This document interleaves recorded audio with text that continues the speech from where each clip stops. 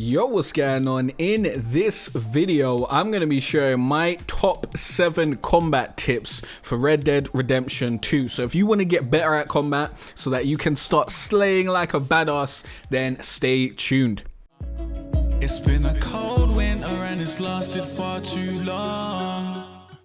If you want to join a community of mature PS4 gamers so you can play with other mature gamers like yourself and me, then go to patreon.com/jcarteray to find out more information and join today. I will see you there.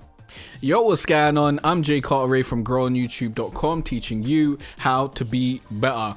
And it took me a while to start getting used to the combat in Red Dead Redemption 2, but I think I've got there now, and I want to share my experiences and tips that I've learned along the way with you. And this will be really helpful if you're starting out, and you may find some tips that you didn't even know, even if you're like hours into the game like I am. So let's get started with number 1, and these are in no particular order. The number 1 tip I've got for you is to change sensitivity and dead zone range in the settings for better aiming. Now, when you start Red Dead Redemption 2, you might feel like the controls are a bit stiff. The way to actually combat this and make the controls a little bit better, more fluid, is to go to settings in the pause menu, go to controls, and then bump up your sensitivity a little bit. I've bumped it up by I think 2 from default. That's both look sensitivity and aim sensitivity.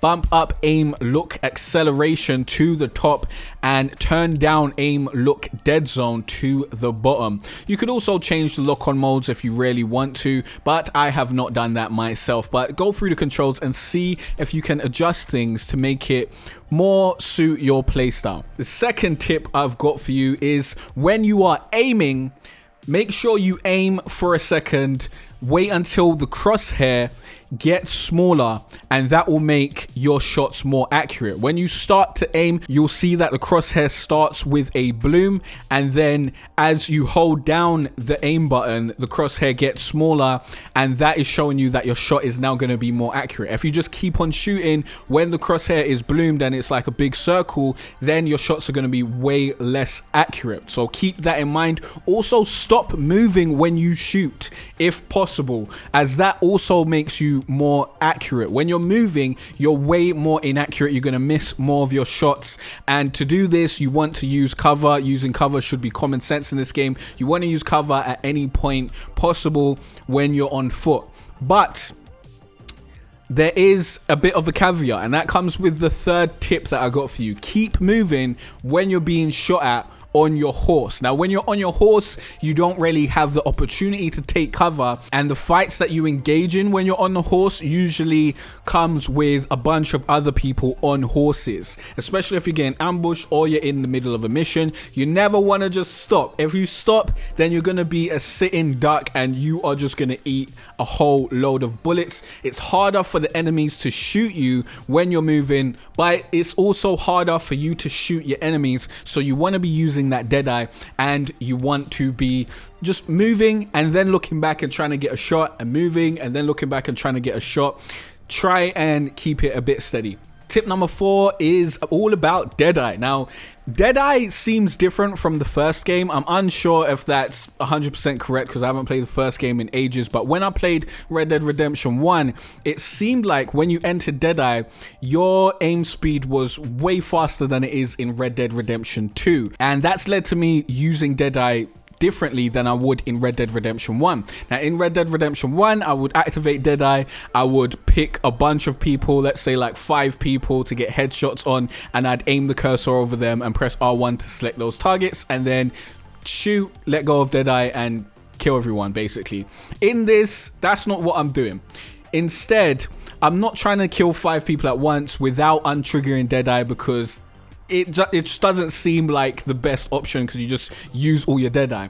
Instead, what I'm doing is aiming at people first. So aim at the person you want to kill. Even if there's 5 people there, aim at one person, activate Deadeye, get your headshot. So aim over their head, press R1, and then shoot them in the head, let go of Deadeye, look at the next person. So auto aim onto the next person, activate Deadeye, get your headshot, kill that person, let go of Deadeye. This makes you use way less Deadeye, And you can also be as deadly as, you know, shooting 5 people in one Deadeye session, and use way less Deadeye if you do this right. This has become really useful to me, and it's made my gameplay just much easier. It makes it so much easier and so much smoother. So maybe don't use this if you don't want the game to be super easy, but you should use Deadeye for getting those headshots and killing long range targets. That's also a really good use of Deadeye. Don't try and kill 10 people at once, because you're just going to use a bunch of your Deadeye and it may not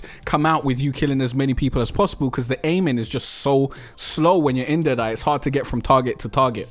Tip number 5 is all about preparation. Keep your cores and meters filled by using items. You generally want to do this before you get into a battle, but you can do it if you can find cover in a battle. It does seem like when you're in a battle and you're getting shot at, getting shot might interrupt the animation and might interrupt you using an item. So try to be prepared. Keep your meters full, especially your health and your Deadeye meter. The stamina isn't too important if you're on horseback, but you should try and keep all of them filled, and you can keep them filled by sleeping and by using items. You can also loot items from bodies if you're broke, so always have a bunch of items on you. Buy items, keep them there so that you can use them when you're out and about. Use them frivolously because they're quite cheap, and also loot bodies so that you get even more items, and use them. Make sure that your cores are always full when possible so that you can be in the best tip-top condition to get into a fight. Tip number 6 is keep your weapons out when you're making long distance travels. Now, you don't have to do this. If you're quick enough and you're observant enough to see danger before you're in the middle of it, then you can find enough time to take out your gun and get in the fight. But if you're not there yet, then you should ride around with your rifle out, because your rifle's generally, like, it's the best gun that you have on you. If you ride out with your 6-shooter out and 7 people come after you, then you're going to be reloading and you might get murdered. So when you're on your horse and you're taking a long journey, press L1 to take out your rifle and just ride like that, so that you're ready for any ambushes or anything that may come your way. Of course, when you get into a town, put your gun away.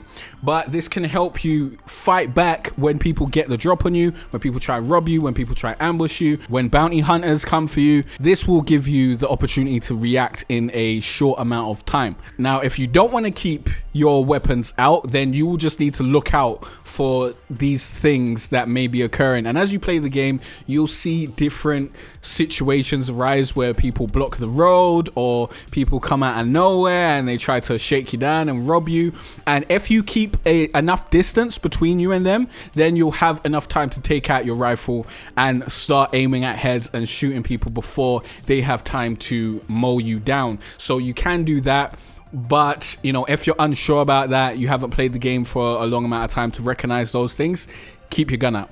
And my last tip number 7, is to use L3 to calm your horse when the guns start shooting. When someone starts shooting at you or you start shooting at them, make sure you're pressing L3 to keep your horse calm. Because if you don't keep your horse calm, your horse is going to kick you off and run away, and then you're going to be in a sticky situation. So make sure you're keeping your horse calm. Horses that you've got a deeper bond with, a better bond with, will stay calmer for longer. It'll take more to get them to kick you off the horse. So if you've just got a new horse or you've stolen someone else's horse, make sure you're spamming L3 when you have the opportunity. Of course, when you're like outside of shooting range and you're running away and like people aren't shooting you in the face at that time, because that will be a terrible time to try and calm your horse. Try and get away from the shooting, then calm your horse, and then get back into it, because obviously you don't want to be stuck in that animation when people are shooting at you, because you might have a bad time. But remember to keep it in the back of your mind that you need to be keeping your horse calm so that it doesn't kick you off. But you don't need to spam it like 20 times. Maybe do it like once in a fight to try and keep it as low as possible if you're not able to get that distance. But if you are able to get that distance, you know, you can calm your horse down a lot more and come back into the fight. And before we finish the video, I want to add one more bonus tip, which is really a tip that I totally forgot to add in this video, but we're flinging it right at the end. And that tip is to use your mini-map. Your mini-map will give you a lot of information, and it will generally tell you what direction enemies are in if they are aggressive enemies. So if they are a red dot on the map and they're actively shooting at you, then you'll see on your mini-map there'll either be a red dot if they're near and you're able to see them, like they're in a specific range, or if they're far out of your mini-map range, then you'll see indicators on the outer rim of your mini-map, which will show you the direction where the enemies are. So make sure you're using this. It's a great tool, and if you're not using it, you're putting yourself at a disadvantage unless you've turned it off for a more immersive experience, and that's okay too. So those are my top 7 tips for combat in Red Dead Redemption 2. If you've got any tips that I've left out or that you want to share, leave those in the comment section down below. I hope this video helps you out. Thanks for watching and liking and subscribing. If you have any questions or any other tutorials you'd like me to make, please leave those in the comment section down below. Also, if you're thinking about getting this game but you're not sure if it's right for you, then my review on it will be in the description of this video when it's out, so you can check that out and see if it's worth the price for you. You can also watch the review by clicking on the link on the screen right now. It's been a cold winter and it's lasted far too long. So all this warmth I share with you.